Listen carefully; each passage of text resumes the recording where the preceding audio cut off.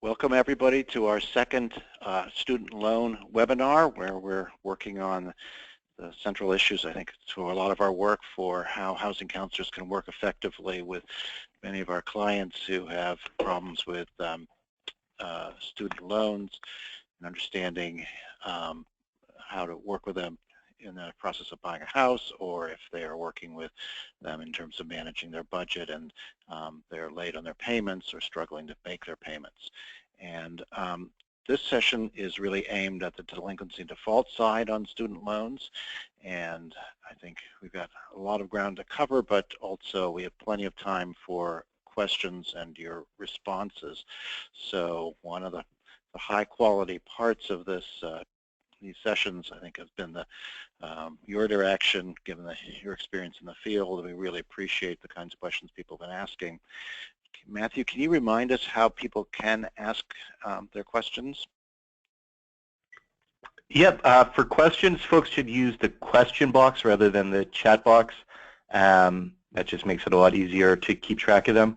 And the other thing to mention is that the slides for today's presentation are available in the Handouts tab. If you don't see that, there should be an orange arrow that you click that will open up the control panel, and you should see a Handouts tab, and it's just available there as a PDF that you can download. So we've had a few people ask, so that is how you get the slides. Cool. Okay. Well, so we're the National Housing Resource Center. That was Matthew. I'm Bruce. And what we really rely on a series of real experts in the field to do these presentations. So big thank you to Natalia Abrams and Cody Hunanian from the Student Debt Crisis. We have Maggie Thompson from Generation Progress, which is a project of the Center for American Progress, and our attorney Joshua Cohen from Student Loan Lawyer, all of whom are, as you will see, seasoned experts in this field, and we really appreciate them devoting the time to this. There's been a very strong response from the housing counseling community, and this is a valuable tool that we really appreciate their efforts. So with that, let me hand it over to Natalia, Cody, Maggie, and Josh, and let's get going. Thank you so much, Bruce. We're excited to be here and talk about this issue of how student loan default and delinquency affects your client's ability to purchase homes and generally affects them in their everyday life. So again, I'd like to thank Cody Hunanian for being here with us. My name is Natalia Abrams. I'm the Executive Director of Student Debt Crisis. We are a nonprofit advocacy group helping people understand their student loans like we're teaching you today, and also trying to find a way that we can fundamentally change the way we pay for education in this country. With us today, we have Josh Cohen, the student loan lawyer. Josh, thank you for being here. Thank you for having me. And we have Maggie Thompson, the Executive Director of Generation Progress and former campaign manager of Higher Ed, Not Debt. Maggie, thank you so much for being here. Excited to dig in with everybody. Yeah, so let's get started.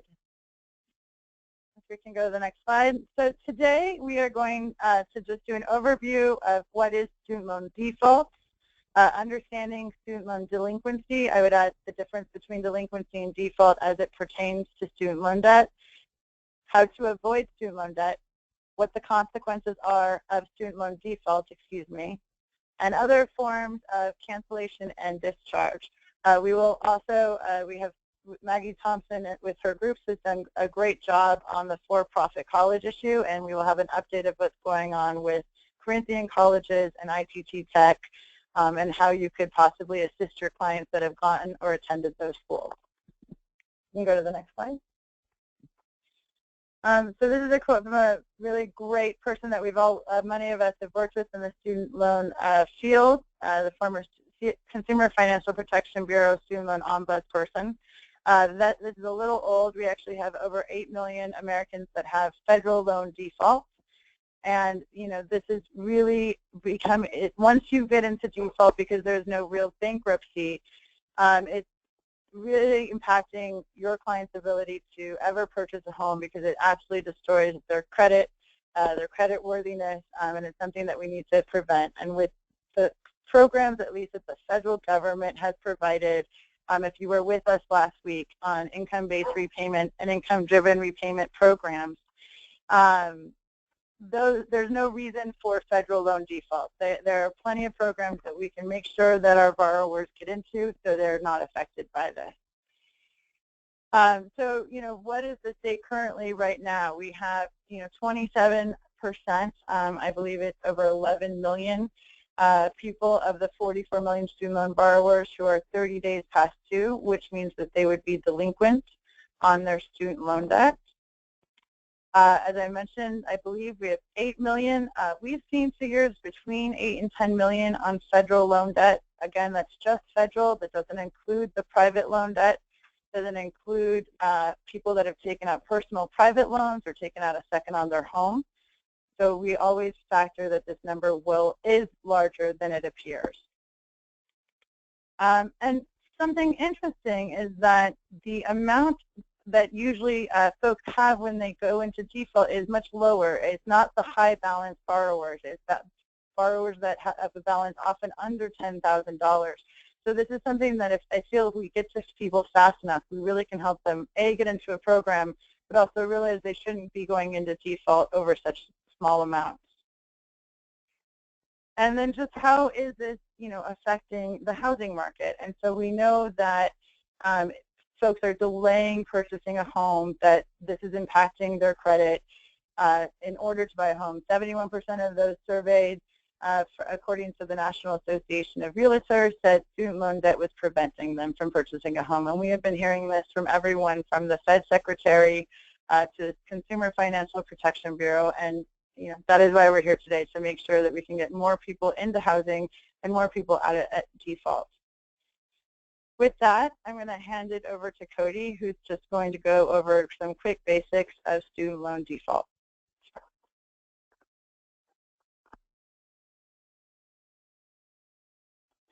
Hey everybody, thank you so much for joining us today and discussing this really important topic of student loan defaults. We speak to borrowers pretty much daily who are facing the consequences of default, and it's something that you're certainly going to need to address with your clients, and it's going to be a difficult subject. So the better you understand, the better you can help them with this crucial issue. So let's just go over some of the basics.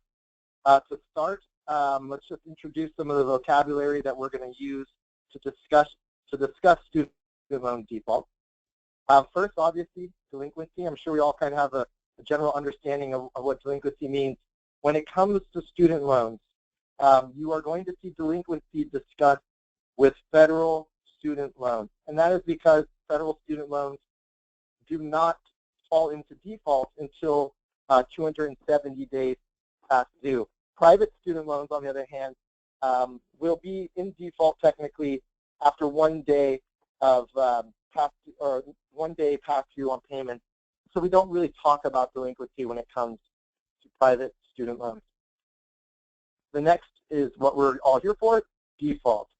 Very obviously, a default is when you fail to repay your loan according to the terms agreed upon in the promissory note.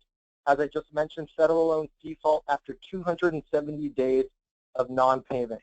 For private loans, mostly the terms for your agreement are going to be that 1 day past due, technically places you in default. We're going to be discussing deferment at some point today, and deferment is a way that borrowers can postpone their monthly payments, and this is allowed under certain conditions that we will lay out shortly in this webinar. What's important about deferment is that for federal student loans, there are a subset of federal student loans that are called subsidized. And subsidized student loans, the payment that accrues during certain times of deferment, which can be right after graduating school, there's a 6-month deferment, different time periods where you may have reached financial distress and you need to postpone your payments. During that time, a subsidized loan, the interest is paid for by the federal government. So deferment is something that it will come up when we discuss different ways to take advantage of options to postpone your monthly payments. Next is forbearance. It's a similar tool for student loan borrowers in that it can suspend or reduce. It can suspend or reduce your monthly payment. Forbearance, when it comes to private student loan borrowers, is not necessarily something that has to be given from the lender, but lenders may grant forbearances to borrowers who are unable to make their monthly payments, and we'll kind of discuss the factors at play there coming up. And last is wage garnishment. Wage garnishment is something that most borrowers who are facing default are going to be quite afraid of. For federal student loans, the federal government, Department of Education, and their contractors have a pretty large power to garnish certain types of wages, taxes, and Social Security payments. In some ways, thankfully, private loans to reach the level of wage garnishment would require a lawsuit and a judgment being brought against the borrower. And so it's very important to understand what the thresholds are for borrowers before they're faced with a wage garnishment. So what is... Cody, I'm sorry to interrupt. Someone just asked, though, if you could quickly go back over the distinction between delinquency and default. Yep, we're actually about to cover that right now. All right, great. Yep. So, in fact, I'll place them side by side so we can all look at them together while we talk about it. So, like I said, delinquency is going to only apply to federal student loans. And if you see on the right side, we kind of clarify that, and that's because federal student loans can go 270 days past due before they've reached default status. So you can be delinquent for 269 days before being faced with default on federal student loans.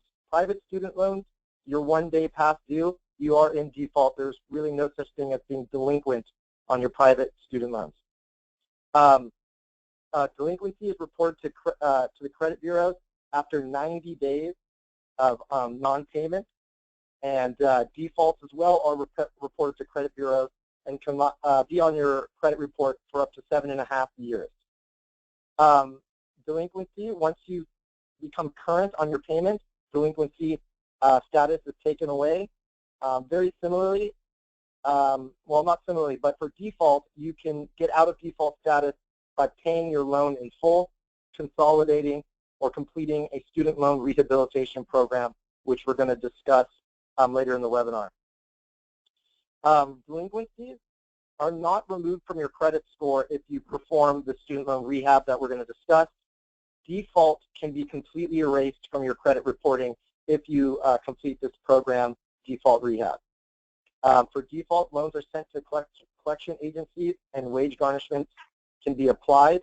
If you're delinquent on your student loan, they have yet to get to that process of sending to a collection agency and applying any type of garnishment. So you are still, while you're in delinquency, you are still immune to some of the consequences that will happen if you reach default status. For both of them, delinquency and default, there can be costs that are applied to your principal. It can exist in attorney's fees, collection costs, and late fees. And another important thing for defaulted borrowers to remember is that if your loan is in default, you're ineligible for future financial aid.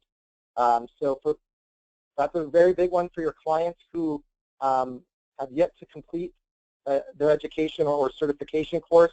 We all know from our experience that if you do not graduate or reach certification, if you don't complete your program, we all know that sets borrowers on a path for financial distress. It's very hard to succeed if you don't complete your program. So defaulted borrowers will need to get out of default status to access financial aid and complete their program. So is your client in an income-driven repayment plan? That's the first question you should be asking borrowers and those who are afraid that they could be approaching default. And it's really important because a borrower can lower their monthly payment today if they have a qualifying federal student loan and are eligible for an income-driven repayment plan. So we're going to discuss deferment and forbearance as tools to postpone making payments, but if you can make a payment today that is affordable, that's clearly an option that's better for both the borrower and servicers and lenders. The same circumstances that usually would qualify a borrower for deferment or forbearance, and I'm talking about mostly the type of financial circumstances that would pressure you into making a choice to go for deferment or forbearance, often mean that your income or your financial situation would qualify you for one of these income-driven repayment programs. So if your client is struggling to make their monthly payments and deferment and forbearance would offer them an opportunity of relief, they probably could find relief in lowering their monthly payment through an income-driven repayment plan. This can be a smarter long-term solution for borrowers who are facing default. If you remember, the repayment plans have a time frame of 25 or 20 years. Deferment, forbearance, these are short-term measures. They can be in the months and year time frame, so it's somewhat of a temporary fix for most borrowers. So just a reminder of how these income-driven repayment plans can help borrowers who might be facing default is the repayment amount. They can make payments that are between 20% or 10% of their discretionary income, depending on which plan they qualify for. And this can cause a huge decrease in their monthly payments, help them avoid default before they have to make any decisions of consequence. And this is, of course, the income-driven repayment programs that we covered in our last webinar. So this will look familiar as well. We have the repayment schedules, 25 years for ICR and IBR plan. And for the new income-based repayment, pay-as-you-earn, and revised pay-as-you-earn, it can be as little as 20 years. So how can you prevent loan default before the borrower is actually placed in student loan default? As we mentioned already, is your client in an income-driven repayment plan? This is the easiest way to make payments more affordable. Deferment and forbearance. These options can postpone or lower monthly payments, but it's absolutely crucial that borrowers apply for these programs before they enter default status. When a borrower enters default status, many of these options are no longer on the table for your client. This is somewhat of an obvious one, but students should try to borrow as little as possible. Default rate can increase with overborrowing, and so we encourage people who are going to pursue more education or are still in school to try to access as many grants and scholarships as possible. There's tons of free money out there, and borrowers really make it a full-time job to try to access all that to make sure that their debt burden isn't overwhelming. We brought this up in the last webinar when it comes to opening up communication with your student loan servicer. It can be really scary for borrowers to communicate with the companies that handle their monthly payments, but we've heard from borrowers that they've entered default for some things as small as changing their address and not getting the letters for their monthly payments, transferring schools. All of these different situations in life can be communicated to your servicer so that they can make the changes accordingly to your account. And we will get into this further. You can avoid student loan default if you are able to do a federal direct or a federal consolidation of your student loans before the student loan has actually been placed in default. There's a processing period before it reaches a certain threshold. Borrowers can try to consolidate, and that will give them a blank slate pretty much when it comes to their repayment history and where they stand on their status of their loan. It will bring them to current on a brand new consolidated loan. So here's some more details about the options we've covered. For student loan deferment, the repayment of the principal is temporarily delayed for an agreed amount of time. Interest payments can be postponed if the interest is capitalized. For subsidized federal loans, as I said, the federal government will cover the cost of interest that accrues during deferment. Most federal loans are automatically deferred during enrollment. That's called an in-school deferment. And again, for 6 months after graduating. That's the 6-month grace period. So for borrowers with subsidized student loans, all of the interest accrual, all of that is put on pause during their time in school and the 6 months after they graduate or leave their program. And for deferment, particularly for private student loan borrowers, this option might require documentation that supports either a medical condition or a financial situation that requires them to be in a deferment. Forbearance. Again, the repayment of the principal is delayed or lowered. Forbearances are usually agreed upon in 12-month intervals, so you can agree to put your account on forbearance for a year and up to 3 years. These are the kind of typical agreements that we see with private student loan borrowers.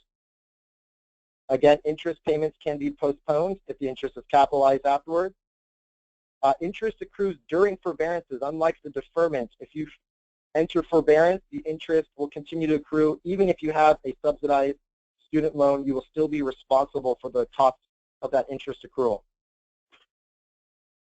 Forbearance, for many, particularly private student loan borrowers, the lender will need to grant a forbearance. I will explain the difference between two types of forbearance. For the most part, a borrower will need to request to be placed in it, and a lender will need to actually approve of that request to enter the program. Borrowers can be denied, and often that's against the interest of the student loan borrower. So while forbearance can be a tool to help them manage their debt, often when they need it the most, private lenders will actually deny them, and they will still be in a very difficult financial situation. Discretionary forbearance is the type where a borrower will ask, and mandatory forbearance are the type of forbearances in which a lender is forced to accept the application, and I will get into that in the next slide. And as I mentioned, consolidation can be a really quick tool for borrowers to avoid their student loan default. Of course, as we covered a little bit last time, consolidation is just simplifying the loans by taking several federal student loans and consolidating into one new loan. For private loans, it's pretty straightforward. A consolidation is just whatever the new terms for the loan that you've now accepted. You can use consolidation to switch a variable interest rate to a fixed interest rate, and federal loans can use consolidation to lower their monthly payments and even to extend the repayment period up to 25 years. Both of these tools are ways that the monthly payments today can be lowered and make default something that they don't have to think about anymore. Again, you can use consolidation to enter the direct consolidation loan program, which could open up the door for new or for different income-driven repayment programs that the borrower did not qualify for previously. Consolidations cannot be reversed. Once the consolidation has been done, the student loan borrower has to deal with the new loan that they've been given. And again, because of so many dishonest companies out there who are charging borrowers, we're reminding you that federal student loan consolidations can be processed, applications can be processed directly through the Department of Education website at studentloans.gov. And this is at free of charge. So just to cover how how your clients will be eligible for these programs, for deferment, these are the type of circumstances that can allow a borrower to apply for a student loan deferment.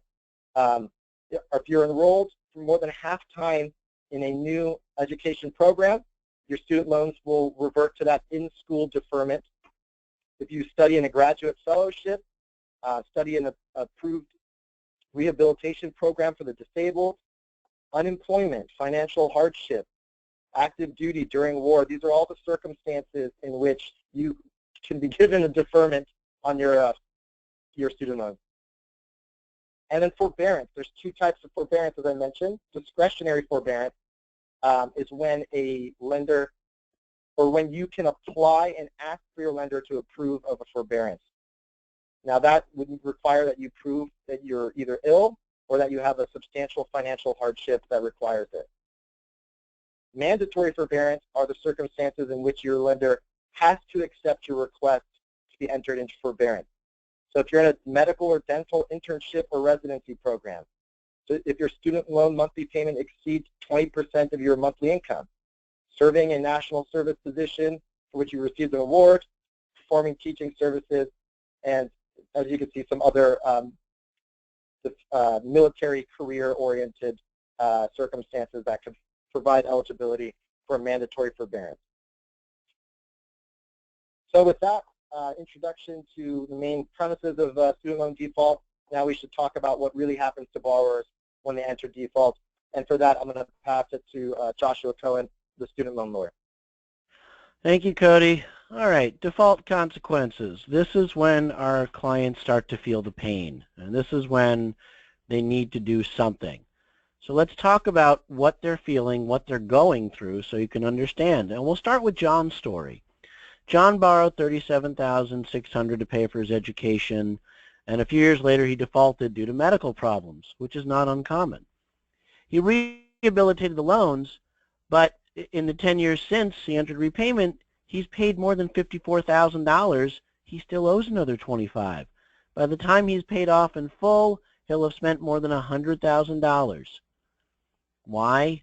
If he hadn't defaulted, his regular 10-year payment term, it would have cost him only $54,000.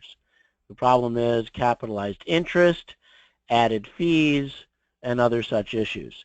Now, of course, there's also the issue of if he could have afforded the 10-year term. But the point here is, had he not defaulted, he wouldn't have had any capitalized interest. He wouldn't have had added fees from getting his loan out of default. This is really the story that a lot of our clients go through, whether it's medical issues, family issues, divorce, work issues. Something happens, life gets in the way, and the loan becomes bigger than it was. It's a bigger monster. Let's move on to the story. So what happens when you default? I'm going to start at 12 o'clock here and work our way around clockwise. First, the entire loan amount is due in full. The borrower can be sued for full payment. That's usually a last resort when some of these others don't work. They're ineligible for more financial aid and other repayment plans and benefits. They're sent to collection agencies. Borrowers are often harassed. That's not what the agencies will tell you, but they'll be getting phone calls. They'll get letters. The references that were listed on the loans will also start to get calls if the borrower doesn't respond. And debt collectors are subject to the Fair Debt Collection Practices Act, which most consumer attorneys are aware of, and we can stop the harassment, but the loan is still there. Wages can be garnished or Social Security can be offset. This is the biggest pain right here. When people lose control of their money, that's a problem. And this garnishment is called an administrative wage garnishment. It's administrative because a lawsuit isn't needed. A 30-day warning letter goes out and boom, wages can start being garnished. It's just that simple. Loss of driver's and or professional license. This doesn't happen as often. I'm not aware of anyone that's lost a driver's license, but it can be an issue for a professional license. I know, for instance, in the state of Florida, you cannot be accepted to the bar if you are in default on a federal or a private loan. So it can be an issue. For medical professionals, if they're in default on particular federal loans, they can lose access to Medicare and Medicaid, so they can't accept that insurance. That's a problem. Collection and legal fees can be added. Now, up to 40% is true, but that's for Perkins loans. For Stafford's and Plus loans, it's capped at 25%. Either way, that is a huge, huge number. You take someone that owes $50,000, it now becomes, $62,000, $63,000, $65,000 just with collection fees. So that's a problem. We can get rid of those, but that scares a lot of people. The default is reported to credit bureaus for 7.5 years, and that's a big issue too. People care about their credit, especially when they're shopping for a house. So how do they get rid of that? We'll talk about that and how they can fix their credit and get things back to normal. The last one is they're ineligible for some armed forces, for law enforcement, for most government jobs, on the federal level. You cannot be a government employee if you have a defaulted loan. Let me qualify that. You can't apply for federal employment if you are in default. If you already are employed by the federal government and you default on your loan, you could lose your security clearance if you don't fix it. So getting them into some of the plans we'll talk about will help all that. And you can see this is the wheel of pain, we'll call it, because this is all of the things that can happen if they default. The other thing that we didn't mention here is tax refunds. Federal tax refunds can be intercepted and usually are. The good thing is it doesn't go towards collection fees.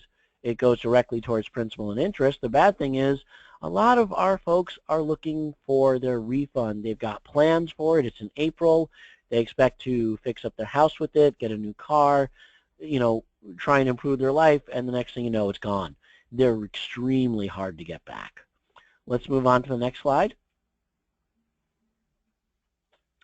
So how to get out of student loan default. Let's look at the next slide and learn some of the methods. So one of them is called rehabilitation.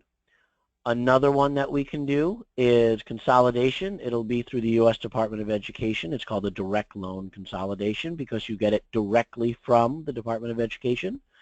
Private refinance, which I strongly do not recommend, but there are a few cases where it might make sense. And the last one is payment in full. There's actually one other I want to throw in here real quick, which is settlement. And we didn't really put a slide on it, but very quickly, most borrowers won't be able to do this anyway. Settlement of a federal loan can only be done when it's in default, and the best you'll get is a 10% discount. That means if the borrower owes $50,000, they'll accept $45,000 as full settlement due within 90 days. So most people don't settle. Payment in full, obviously most people don't do. If they could afford it, they wouldn't be in default. The problem I have with private refinancing, when you do that, you make a federal loan a private loan. It means you lose all of the benefits we've talked about before. You can't have any of the income-dependent repayments. You don't get any of the forgivenesses, whether it's public service loan forgiveness or teacher loan forgiveness or just the regular income plan forgivenesses. You don't have the ability to get it out of default the way we're about to talk about through rehabilitation and consolidation. So private refinance, honestly, I think is one of the worst ideas, but you do have to do it on a client-by-client basis, and if they have good backing, then maybe it makes sense. All right, so let's talk about rehabilitation and consolidation on the next slide.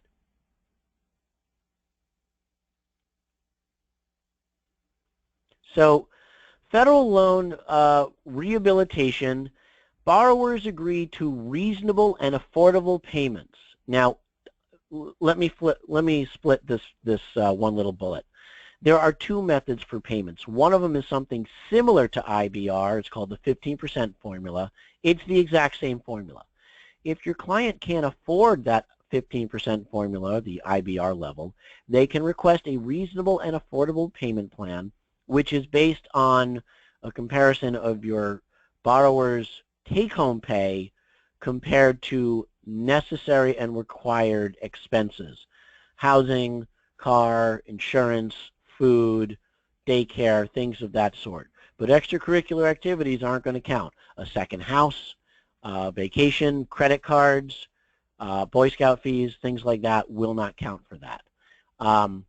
Now, I will say, and it's not on the slide because I didn't tell them, but I will tell you that debt collectors are actually being much more friendly. They're offering lower payments based on reasonable and affordable. So that is the way it's looking like it's the better way to go. And you can get that payment down to $5 a month. A loan is rehabilitated after all of the agreed payments are made, and they have to be voluntary payments. The borrower has to make 9 monthly payments within 10 months. So yes, they can skip one, but they cannot accelerate it. If the borrower has a $5 monthly payment, they can't send in a check for $45 and say, I'm done. They must make a $5 payment every single month for at least 9 months within a 10-month period. They have to be voluntary. Payments made through a wage garnishment or under a judgment do not count. And in fact, if there's a judgment, you cannot get the loan out of default. Just turn it over to an attorney like myself and we can help. But it has to be a voluntary payment. Collection costs and other fees will be added, maybe. Repayment plan enrollment will prevent the monthly payment from increasing even though the balance increases. In plain English, when they enroll in an income-driven payment plan, it won't matter that the principal and interest have gone up because it's still only based on their income. Now, collection fees, right now the Department of Education is not charging a collection fee for rehabilitation if they hold the loan. If it's held by someone else, the guarantee agencies like ECMC or Texas Guarantee, they charge a 16% fee, and there's really nothing you can do about it. But again, their payment doesn't increase. After rehabilitation is completed, loan benefits return. They can have all of the different repayment options. If there's a deferment or forbearance left over, they can have that. They start to qualify for public service loan forgiveness or the other plans that are out there. Wage garnishment will stop after the 5th rehabilitation payment. So yes, rehabilitation itself does not stop a wage garnishment. It will stop it after the 5th rehabilitation payment is made. After the 9th payment is made, then the loan, if it's held by Department of Education, they flip a switch and they're out of default. If it's held by somebody else, the guarantee agencies, they have to sell it, which can take them a month or two. After it's fully out of default status, the credit report removes the word default. The 30, 60, 90s for being late stay there, but the word default comes off, and all of the negative consequences go away. They can get their tax refunds back, the Social Security offset stop, wage garnishment stops, obviously the debt collection stops. So that's federal loan rehabilitation. And your borrower will get a written agreement about how it works and the terms. Now let's compare consolidation to rehabilitation. And consolidation you can also think of as a refinance. It is not based on your borrower's credit. If they have a federal loan, they should be eligible for it. Consolidates previous loans into the new loan. It allows for immediate return to good standing without making preliminary payments. They just fill out the application and boom, it takes 30 to 90 days to process. Now, if they've already defaulted, the borrower, when consolidating, has to agree to either enter into the income-dependent repayments, that's income-based or income contingent, or repay or pay, or they have to make 3 consecutive payments. And once they make those 3 consecutive payments, then they're consolidated out of default. It can be performed at any time before a wage garnishment. Once a wage garnishment hits, consolidation is off the table. You don't need to negotiate with the debt collector. In fact, you don't even need to talk to them. You can just fill out the application and boom, within 30 to 90 days, they're out of default. There is, however, an 18.5% fee to get out of default. But again, through consolidation there is. Again, we don't care because if they're on the income-driven plans, their payment is based on their income, not the size of the loan. The only disadvantage when compared to rehabilitation, it doesn't take the word default off the credit report. However, the credit report does show that the old trade lines are paid in full and that there's a new trade line for this brand new loan in good standing. So when we're talking about purchasing a house, obviously the bank underwriters want to know that all of those loans have been satisfied and there's no default. Consolidation will show that right away. As opposed to rehabilitation, okay? You can rehabilitate to bring it out of default. It requires 9 payments within 10 months. The debt collector will agree again to reasonable and affordable, which is coming out to be better than that 15% formula. If it's not held by the Department of Education, it will be sold. Again, usually takes an extra month or so. And by the way, your client, the borrower, must continue making rehabilitation payments, even if it means month 10, 11, and 12, until they receive an official notice that they're out of default. Just because they made 9 payments isn't good enough. They got to wait for that official letter that they're out of default. Fees might be added. It could be 16% if not held by Department of Ed. Right now, Department of Education is waiving it, so there's no fee. And again, the word default comes off of the credit report. So the credit report will again go back into good standing. It'll show there's a balance due. It will not show that it's past due, so it's still good for buying a house. Some more tips to get out of default. Okay, speak to the loan holder, Department of Education, or the guarantee agency. Many times they push you back to the debt collector, but not always. It's crucial to make an affordable repayment plan. After you make 6 payments, your borrower is eligible for more aid. I don't know that they want it, but they're eligible for it. Guarantee agencies and the Department of Education have very powerful tools. We talked about it on that clock. Wage garnishment, Social Security offset, tax refund intercept, and if they can't grab any money, your client might be looking at a lawsuit. They prefer to get borrowers into a voluntary repayment plan. And believe it or not, debt collectors are actually supposed to be helping your client get out of default.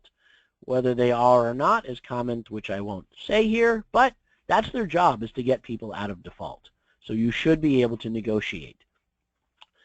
If you catch the borrower in time where they haven't actually hit the 270 line, or they've come close to it, or even if they hit it, but it's not yet marked as default, they can save it. If they can get a deferment, just a quick 60-day deferment to back them up and help them apply for income-driven payment plans, that could help. If they drop a payment in the mail just for 1 month, that'll back them up by 30 days. There are some different ways to save it if your client's conscious enough, if you can find it in time, and you can get a hold of the servicer at that stage, you can stop a default. All right, so what else do we have here? Let's talk about Richard's story. Richard's a graduate student. He borrowed private student loans, and he also works 30 hours a week. He accumulated large credit card debt, and he filed a bankruptcy because of their credit card debts. He wasn't able to afford the monthly payments, and credit cards, as we know, are easily dischargeable in a Chapter 7 bankruptcy.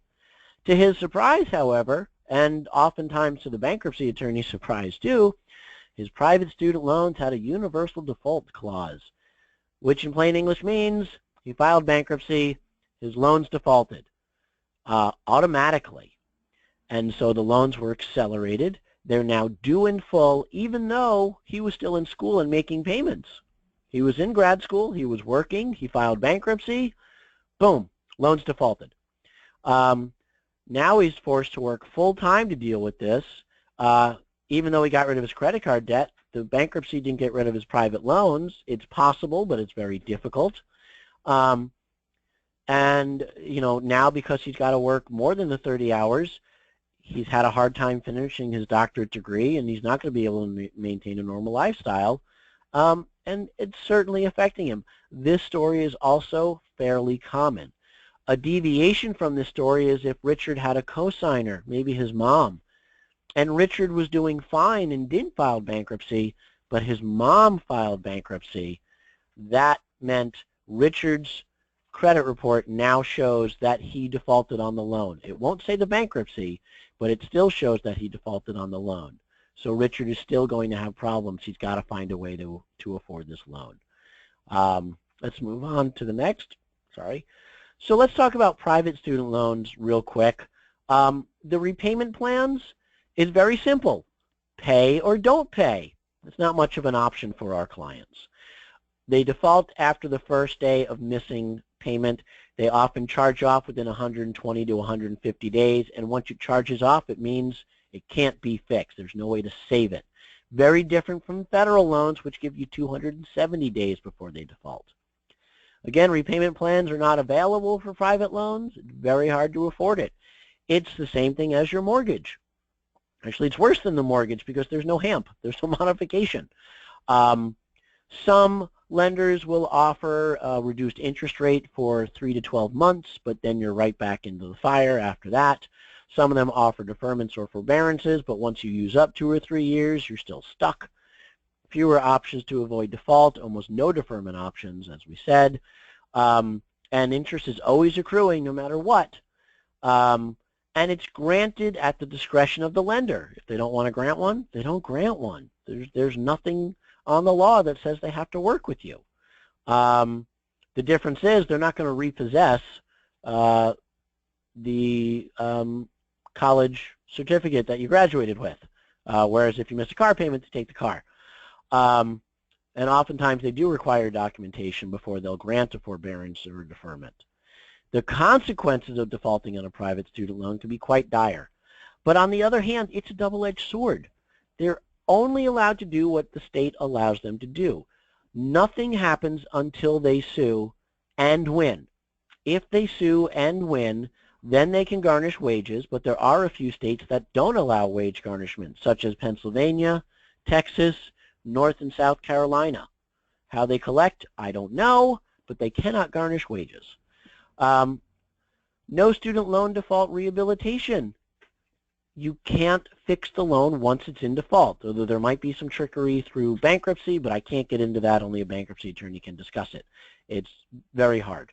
And it stays on the credit report for 7.5 years. You're not going to lose your driver's license. Professional license may or may not be at risk. I've never seen anyone have an issue, but again, in Florida, as an example, you cannot be accepted to practice law in Florida to pass the bar if you have any student loan in default. However, tax refund and Social Security are safe because a private lender can't touch it. There are much fewer methods to get at a borrower's money. Again, they can't touch pensions, they can't touch retirement funds, but they can do whatever that particular state allows them to do once there's a judgment. However, harassment is likely because, again, they use debt collectors.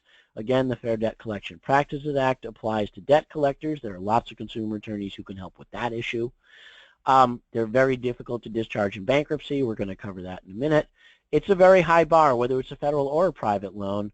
They have to prove undue hardship. Now, I will tell you personally, from my experience, private loans are easier to discharge compared to federal loans, but it is still hard. It's on a case-by-case basis, and that's about all I can say because I don't want you to give out false hope to borrowers that, hey, bankruptcy might help. It's hard to say that. And we move on to the next one. Private loan default resolution. So you can either attempt to refinance it, which is kind of like refinancing a home in the middle of a foreclosure, or potentially settlement. Now, settlement can be quite nice. Private lenders will offer 80 to 70% right off the bat, but the debt collectors are being very, very generous. They're averaging 30, 25% of the debt. I actually saw one debt collector offer 9% on $100,000. I had nothing to do with that. The debt collector just offered it in writing, 9% settlement. They offered $9,000 on a $100,000 debt. So yes, if the borrower's got money, a debt collector might actually be the way to go, just to hold out. That's legal advice. Might want to talk to an attorney, but hey, if they've got some money, that might be the way to go. Other than that, you can see it's not pretty. There isn't anything pretty here to help with the private student loan. We move on to the next one. And that's it. I'm going to wrap it up, and I'm going to hand it off to talk about discharge, cancellation, and bankruptcies. Go ahead, Maggie. Thanks, Josh. And just wanted to check and see with Cody and Natalia. I know that was a lot of information. I'm not sure if we want to stop for questions now, or maybe I can go through this overview and we can do questions after. Yeah, Matthew, what do you think?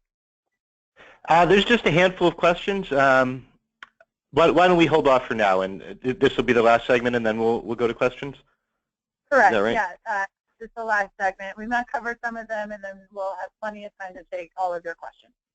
Great. And just Thanks, as Matt. a reminder to folks that you can use the question box if you have questions to ask.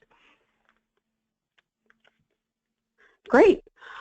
So I'll go through this overview fairly quickly, and I think that we just wanted to walk people through some of the options for people that have federal loans and want those to be discharged, canceled, or if they want to explore a bankruptcy process for them. I would say that this slide that's up on the screen right now, that's sort of a summary of the different types of discharges that you can pursue.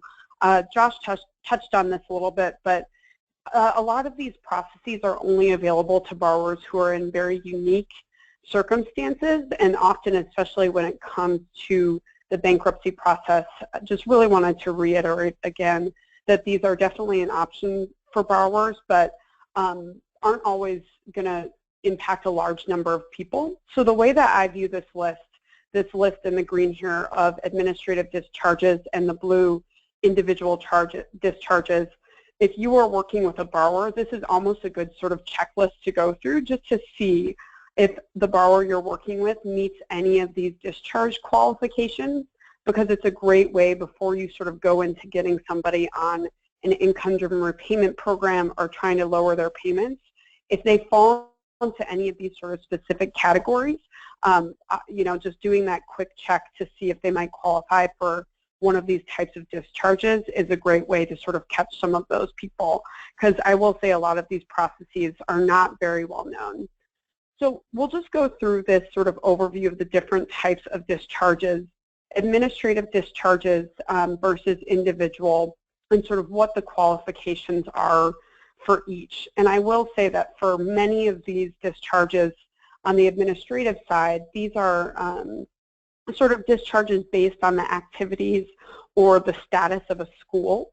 So figuring out when you're first talking to a borrower, not just sort of who their servicer is or with their, if they're with a debt collector, how much they owe, but also just getting that basic information about where they went to school and when is going to be really helpful in making that quick determination as to whether or not they might be eligible for discharge. So we're going to start with the next slide just on the closed school discharge process. So this is pretty self-explanatory.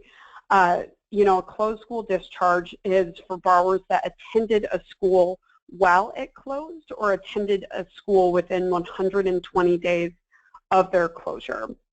So the closed school discharge is something that's really, I would say, being underutilized right now, but one of the benefits of the closed school discharge is if you run into a borrower that qualifies for one of these, the process to apply for these is actually fairly simple compared to some of these other discharge options. So students who graduated don't qualify for a closed school discharge. So if you're talking to somebody that attained a degree, they won't qualify for this. But if they have debt and no degree and they attended a school within 120 days of its closure, then they're going to be eligible for what's called a closed school discharge. One of the other pieces that is really important on this is that if a student attended a school that closed, but they took their credits from that school and transferred to a new school, that also eliminates their eligibility for a closed school discharge. Some of the benefits of this type of discharge are that, again, it's fairly simple compared to other discharge applications. And as we note on here, the discharge is reported to credit bureau, so it's also a way to help borrowers repair their credit scores. So for a lot of people who maybe are more used to dealing with clients that went to traditional schools, you might be wondering, you know, what on earth the types of schools that are closing are. And just to sort of call out some of the more high-profile cases, many of the schools that we're seeing closing are actually in the for-profit or proprietary college sector. Some of the bigger sort of headline-making closures are listed here. And these are great schools just to make sure that you explore a closed school discharge option if you run across a client that attended any of these schools. So the first is Corinthian colleges. So Corinthian, you know, they closed last year, and they had well over 100 campuses across the country. They were operating under the brand names Wyotech, Heald, and Everest Institute. So you might be more familiar with those names than the name Corinthian. But if you have a client that went to a Wyotech, Heald, or Everest program, it's worth figuring out when they withdrew from the school if they didn't obtain a degree. As you can see here, anyone who withdrew from their program at any of those schools on or after June 20th of 2014 may be eligible for a closed school discharge as part of this program.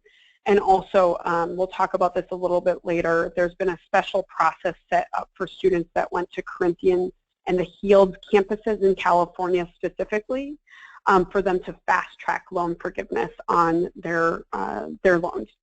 So just really want to highlight that there's a sort of separate special process set up for students that attended Corinthian campuses, and it's definitely worth exploring a little bit more if you come across one of those students among your clients.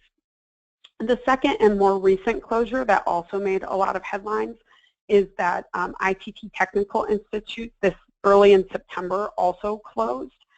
They also had a huge number of campuses across the country. They you know, if a student that you are working with withdrew from ITT or went to ITT within 120 days of that September closure, they're going to be eligible for a closed school discharge. And they were running low on time here, so they need to apply for it immediately. So those are just a couple of examples, but the Department of Education on its website keeps a list of closed schools. You might also run into students who went to a smaller program. You know, there are a number of sort of smaller, for example, sort of cosmetology institutes that are set up as businesses that sometimes will close.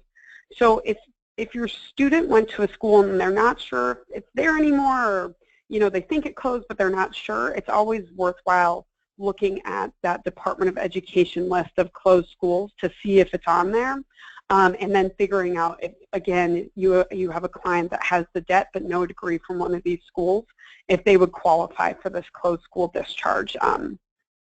So moving on to the next slide, for a second type of loan discharge. So I want to caveat this by saying this process, borrower defense to repayment, which I'm about to walk through, is not actually in place yet.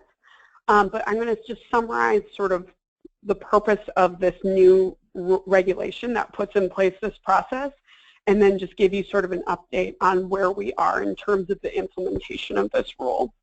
So there's a long-standing statute in the Higher Education Act that says that if a student goes to a school that breaks a state law, that they should then be eligible for the discharge of their student loans and the forgiveness of anything they've paid to them up until that point.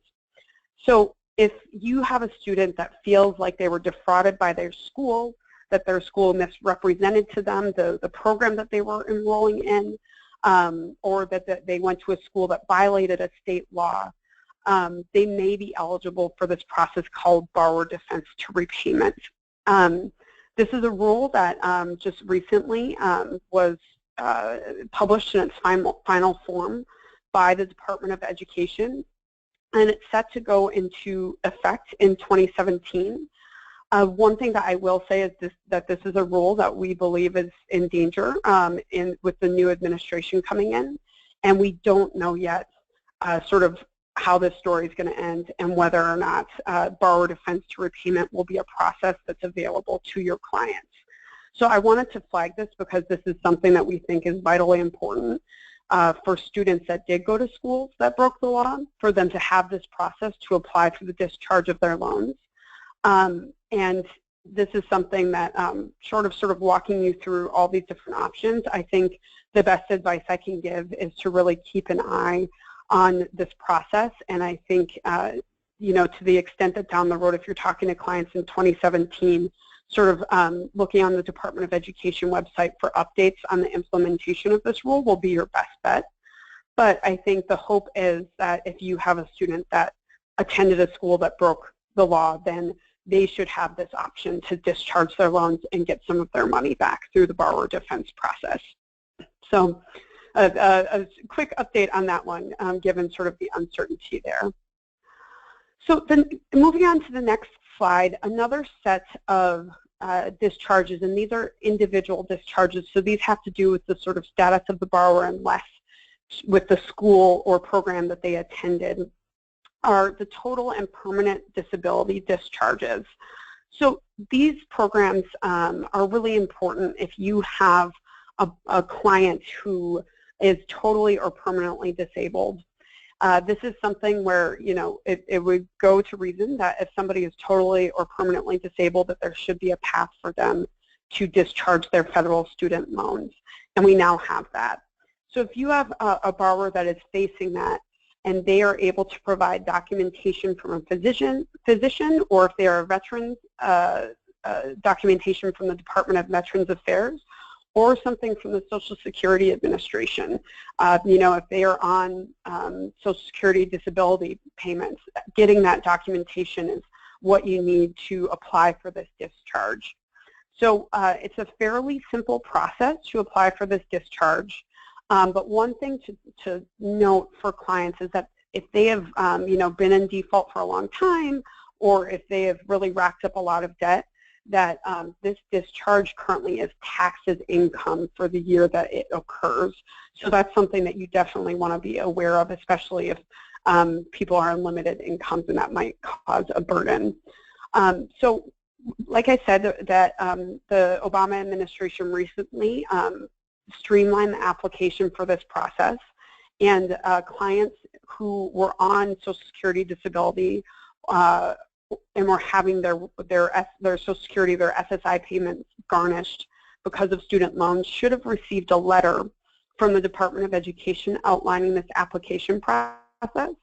But also, this is, again, something to look out for with your clients as well. And there's information on the Department of Education's website on how to apply for the total and permanent disability discharge.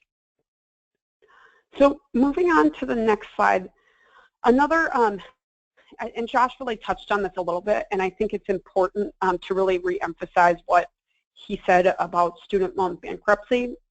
You know, it's not impossible to file bankruptcy on student loans, but it is difficult.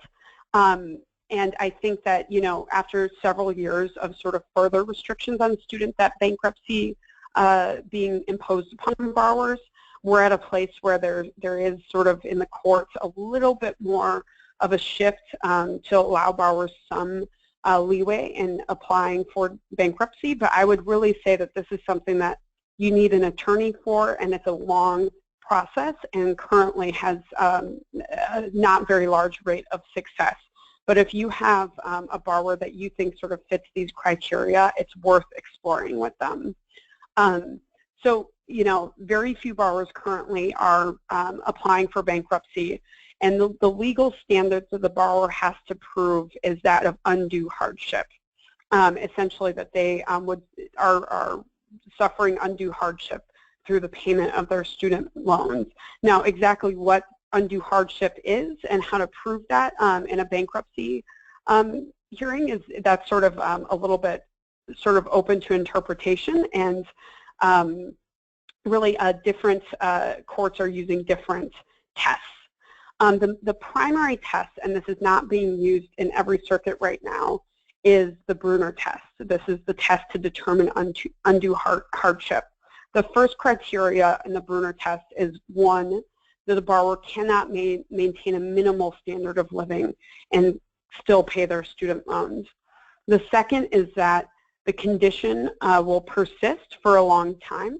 That's a little bit harder to prove because you essentially have to prove that not only is this an undue hardship now, it will be well into the future, that it's a persistent undue hardship. And the third piece of the Bruner test is that the debtor has made good faith efforts to repay their loans. So again, this is currently being ironed out in court. Not every circuit is using the Bruner test, many are, and this is something that, you know, it's a complicated process, and again, just want to emphasize that you definitely should have an attorney if bankruptcy is something that your client wishes to pursue. And really the first step in that process is, you know, filing to prove that undue hardship, and once that's proven, that's sort of the path to bankruptcy determination on a borrower's student loan. So really just want to sort of give folks that overview, but it's a process that's going to be a little bit more complicated if you have somebody that wants to pursue it. Moving on to the next slide, just in terms of other, you know, I view this whole list that we're going through, these are sort of all the options that might be available to a borrower to just sort of knock their debt off the board. So one of the things that you might hear a lot about is this idea of Obama's loan forgiveness program. So I know that many of you have been on webinars where we've talked through things like public service loan forgiveness or the loan forgiveness triggers after, you know, 20 years of repayment, for example, on pay-as-you-earn. But I just really wanted to caution people that this concept of Obama's loan forgiveness program is something, this phrase is often used by these sort of student debt relief companies that often are themselves predatory companies that are promising people lower payments or total loan forgiveness in exchange for enrolling them in what is a free and accessible government program. So if you, have student debt yourself, or if you, like me, talk about student debt a lot on Facebook, you might see these Facebook ads popping up a lot talking about the new Obama loan forgiveness or companies promising that they work with the Department of Education. So I just wanted to reemphasize that other than the discharge options that we have walked through here and the public service loan forgiveness program or the sort of income-driven repayment forgiveness programs that really are you can only access after a very long repayment period, there really are not a lot of ways for this debt to be wiped off the board or forgiven. So just to reiterate, so public service loan forgiveness is a program that exists for people that work in public service. So the government or a 501c3 nonprofit, sort of all those different types of occupations. If you work in public service for 10 years, your federal loans will be eligible for forgiveness without taxation at the end of that 10 years or 120 qualifying payments. So this doesn't have to be consecutive 120 qualifying payments, but if you have a borrower that is a teacher or works at a public institution, this is something worth looking into for them, but it does require that long repayment period in order for borrowers to qualify. So, and also, to truly benefit, and we've talked a little bit about this, pairing public service loan forgiveness with income-driven repayment plans is really the way to go to save borrowers the most money and ensure the most forgiveness. So just to recap Maggie, really quickly, this is Bruce. Can I jump in for just a second? Yeah. This is also an important tool for housing counseling agencies, all of whom are 501c3 institutions, as a way for them to, as a staff benefit. So to the extent that people stay in the nonprofit field or work for government, but have student loan debt, the public service option is a terrific tool, and we should be thinking about it as a staff benefit that people could use to stay in the field. Absolutely. Go ahead, Natalia. I was just going to say we're going to cover this in thorough detail on our next webinar because it's one of the better benefits, as Bruce mentioned, you can offer to staff. As Maggie and I talk about that we offer to student loan borrowers, everyone should know, but like all of these other programs, it can get complicated, and so it's our job to really help our clients and student loan borrowers navigate it. Absolutely.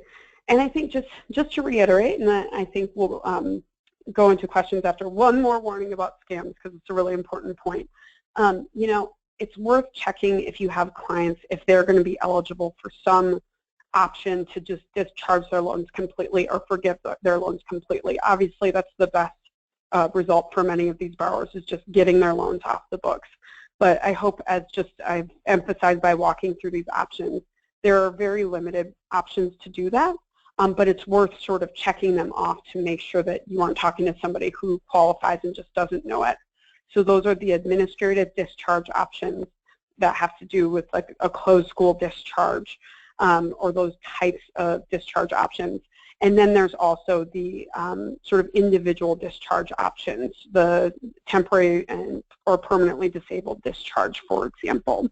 So, and then the final sort of way of wiping these debts off the board that's sort of available to clients is the public service loan forgiveness, which, as Natalia mentioned, is going to be covered later in more detail, but really that's only for people that are working in public service with federal loans.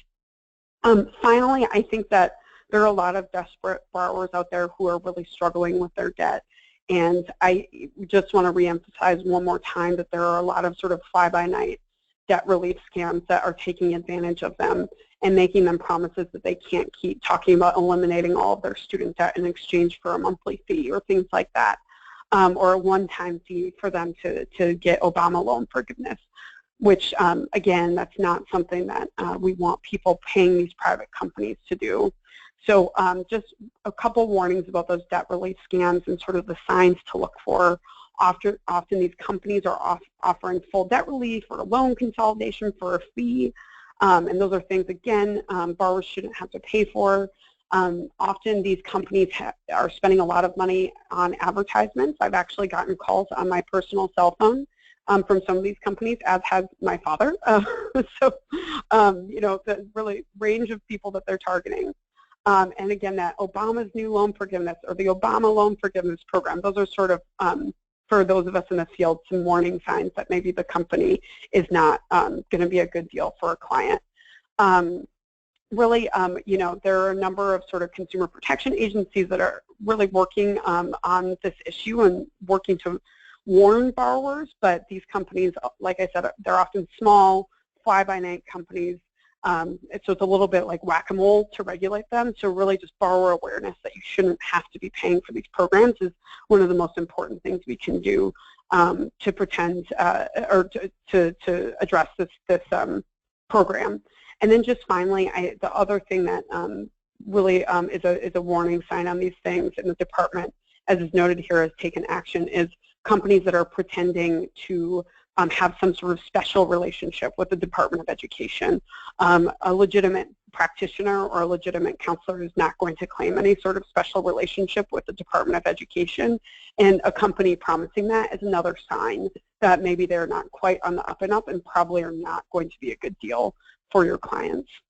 So with that, I'm going to turn it over to the team for questions and answers, and thanks so much, everybody, for tuning in.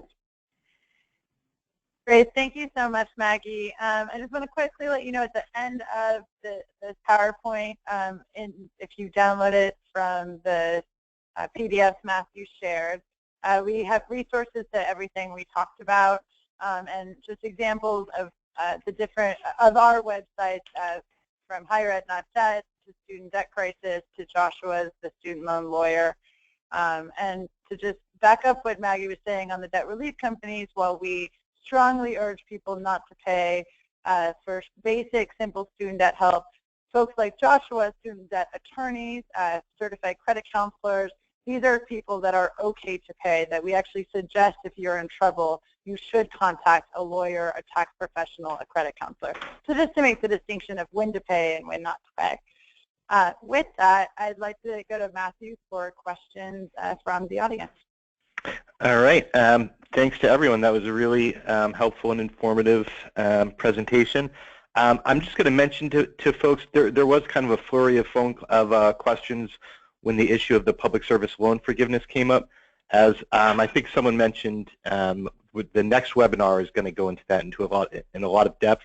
If we have a few minutes at the end, maybe we can just quickly kind of go over some of the highlights. But by and large, we're going to focus the questions on you know, the things that today's presentation we're more focused on with default and delinquency.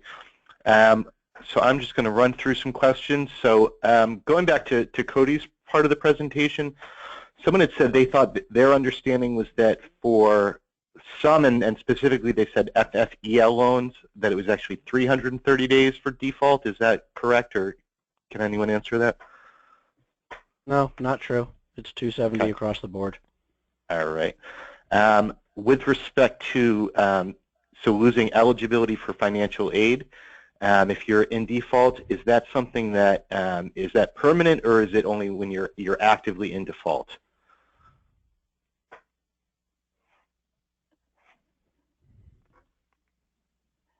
It's only when you're in default. Once you're out of default, all of your benefits come back. All right. I think I know this is going to be a one-word answer from Josh, but someone I think was just in disbelief that Social Security can be garnished, but do you want to just clarify that? Not only can it be garnished, it got me 15 minutes on Fox TV talking about it. Yes. Okay. Yes, it absolutely can.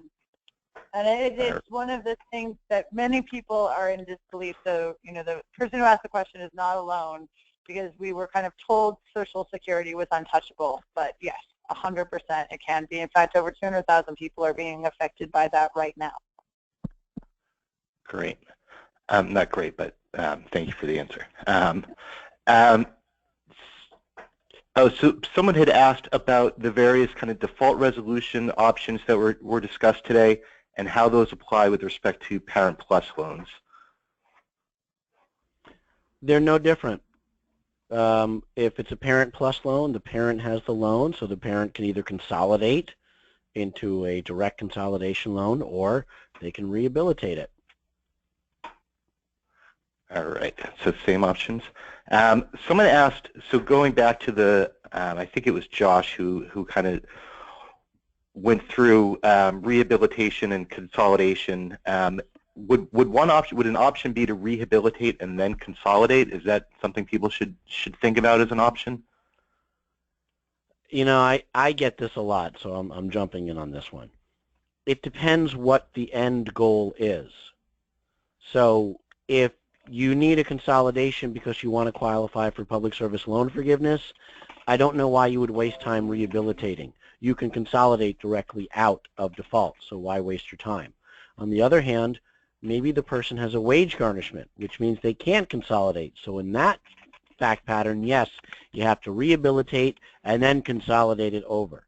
But normally the two-step process shouldn't be needed. All right.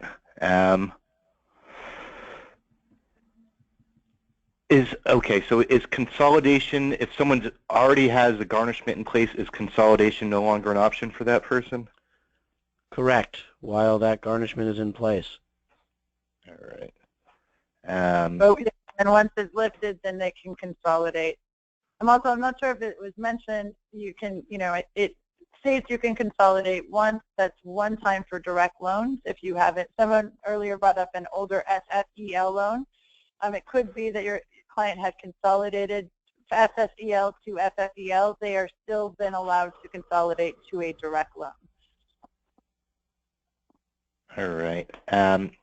So if a borrower settles on a student loan and they didn't specify whether it's private or federal, but how would that affect their credit score or their credit report?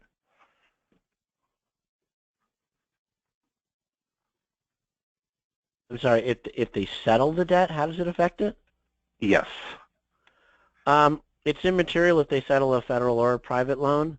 The fact that they've settled it means that they've paid it, so there's a zero balance. So they look better. I mean, what an underwriter cares about is who's in line to get your money before me. So if you settle it, you look better. I don't talk numbers. I don't talk credit score because we all know that credit score is just a marketing hype. Because what the underwriter sees is different than what we see. But in the end, it still helps. Okay. And staying on credit report, does either consolidation or rehabilitation look better or worse on the credit report? It depends. I mean, if you rehabilitate, it takes the word default off, which I've been told is worth 10 to 15 points. But if you consolidate, you're out of default 6 months earlier, which means you might make up those 10 or 15 points anyway. It's hard to say, and I will be honest, I never counsel a client on how to get out of default based on their credit report, because you should follow me on this one. If you do, you are selling services under the Credit Repair Organization Act, and that's a federal issue. So I never sell services based on the outcome of the credit report. I talk about how choices affect the credit report, but the credit report shouldn't be the big factor in deciding between one or the other. Okay. Someone asked if the borrower is a convicted felon who's in prison, and I suppose either way, are there any restrictions on default resolutions that would be available to that person? This is kind of interesting. I'm going to jump in on this one. No, seriously, if you've got someone or know someone that has a sentence of 10 years or more, they can actually get their loans discharged. I'm not advocating crime. I know what people are thinking in the back of their heads. But if you know someone that they're charged for 10 years or more, they can get their loans discharged. Other than that, default resolution isn't any different if they're serving time and they're not getting the discharge. The resolution's not any different. However, if you can get them out of default while they're serving time, then you can get them a really cheap income-based payment of zero because they have no income. All right. Someone asked, and this might be a little kind of fact-specific, but so the student graduated, the school closed, but they weren't able to access career placement assistance that they said was kind of included as part of the agreement with the school. Would that be a case where they may be eligible for some kind of discharge? Yeah, so this is something that comes up a lot, especially with some of the more predatory for-profit colleges that we've come across. So that individual won't be eligible for a closed school discharge because they graduated and obtained a degree. Those cases, that is something that we hope that this borrower defense to repayment rule would be able to address. If the student was able to demonstrate in a borrower defense application that their school misrepresented to them the types of not just educational programming they would get, but also career placement, that would be something where they could make a claim for a borrower defense. That being said, that is very much up in the air right now, but if that process is put in place, it would be put in place in 2017. All right, thanks. I'm going to jump ahead. This question kind of jumped out at me. Someone said they had a client tell them that because they had a Parent Plus loan, their house cannot be foreclosed on. Are these loans in any way attached to physical property? No. And oh my, go ahead. Oh no, I was just gonna say no. I mean, until you get to the forgiveness part, where then you owe the IRS if you are taxed on the forgiven amount. To my knowledge, that is the only time your student loan would at all interact with the IRS or liens against your home, but not when you have a loan from the Department of Education or one of its servicers. All right. So there are a bunch of questions on discharge. How long does it typically take to be approved for a discharge? They are supposed to process the application within 60 days. Okay. And then a few questions about discharges and credit reports. How are discharges reported to the credit bureaus? It's going to depend on which kind of discharge. For instance, if it is a total and permanent disability discharge, which is also a taxable event, it'll just show that the debt is now zeroed out. If it's a closed school discharge, one of the administrative ones, I believe it's actually supposed to delete the whole trade line as if the loan never happened. Okay. And I'm sorry if you just answered this, but how long would the discharge stay, if it's on the credit report, how long would it stay on for? You know, that's a good question. I believe it's going to be 7 years from the date of the discharge. It should age off. Okay. But that's not going to hurt them because it shows the debt is paid in full. So right. It shouldn't make a difference. And then with the closed school discharge, someone asked if you had any advice about how you would know whether a particular school had engaged in illegal business practices. Do you have any resources, folks, or any suggestions on how folks might be able to know that?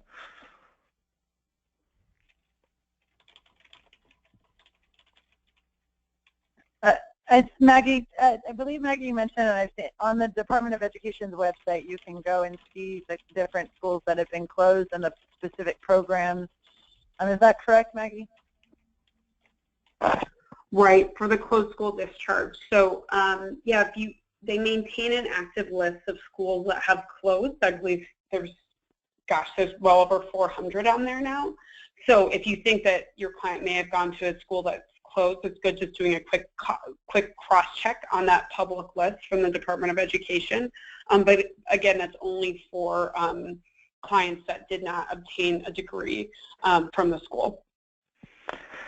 And then if you could also just go back over the kind of time limits for applying for the closed school discharge. Yeah, so students that are eligible for a closed school discharge either have to have been at the school when it closed but not obtained their degree yet, or they need to have withdrawn from the school within 120 days of its closure. And again, this is just really important, especially for students that attended IPT Tech since they were closed in early September. So, you know, really just the closed school discharge, because of that specific time limit, if you have somebody that you think is eligible, moving that process quickly is really important depending on when, you know, when their school closed. Thank you. Someone asked, where should counselors send defaulted borrowers? Is there a simple answer to that question, or? You mean for assistance or to actually start the processes? I think for assistance. Natalia? Well, so for simple help, you know, they can come to Student Debt Crisis. They can go to the borrowers.org and look under the default tab. And that will walk, you know, we tend to walk borrowers through simple steps such as default rehab or consolidating through their federal loan servicer. However, this is often a great time, especially for private loan default, to contact a bankruptcy attorney or student loan attorney like Joshua Cohen and his attorneys that work for him. You know, we tend, you know, if it's a complicated default situation, we always want to refer to an attorney in that situation. All right. So how about a student who had a disability prior to going to school? Would that student potentially be eligible for a discharge?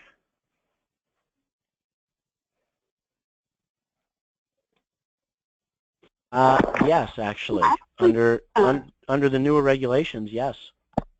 Mm-hmm. All right.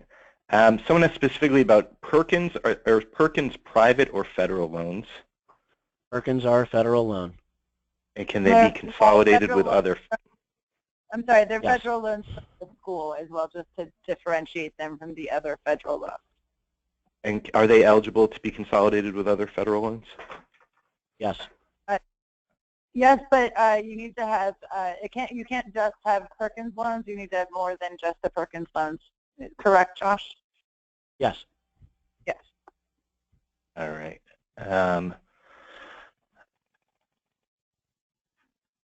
So outside of they said other than a judgment, is there any other time that a client cannot get out of default?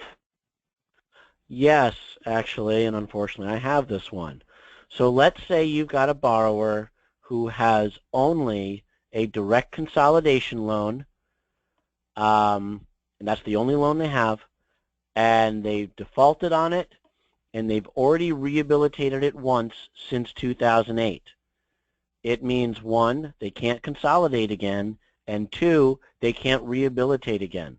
So they are stuck in default. That's someone you want to send to a bankruptcy attorney because there is potential maneuvering that could help them.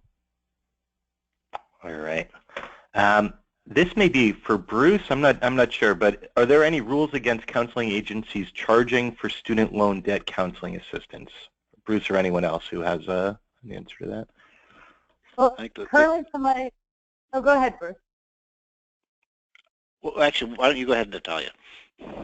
So, to my knowledge, no, although there is a bill right now in California where they're starting to make restrictions as to who and who cannot speak to this issue and charge for it.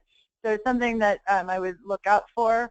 And then you also run the risk of, you know, the debt being considered a debt relief company of the folks that charge. But I do know that groups like MMI charge for student debt counseling and are looking for certifications. So there are, to my knowledge, the rules haven't been passed yet, but we are starting to go into that direction. Well, so NFCC has a whole student debt counseling program, which has a fee structure to it.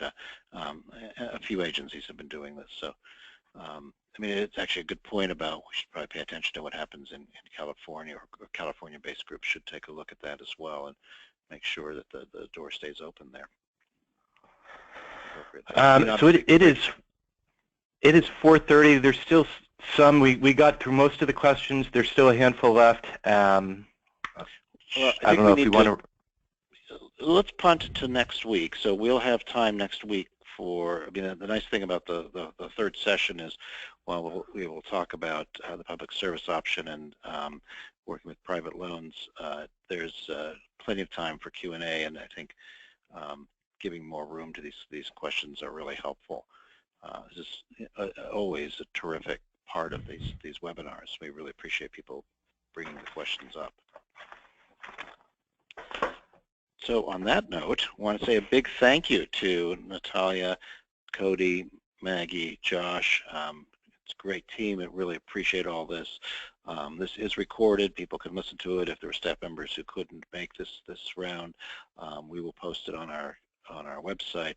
But this is all very, very useful for our work, and our next session gives more room for questions. So please feel free to join, not just on the content, but also to drill down on some of the things you're seeing in the field. Thank you very much, everybody. Thanks, everyone.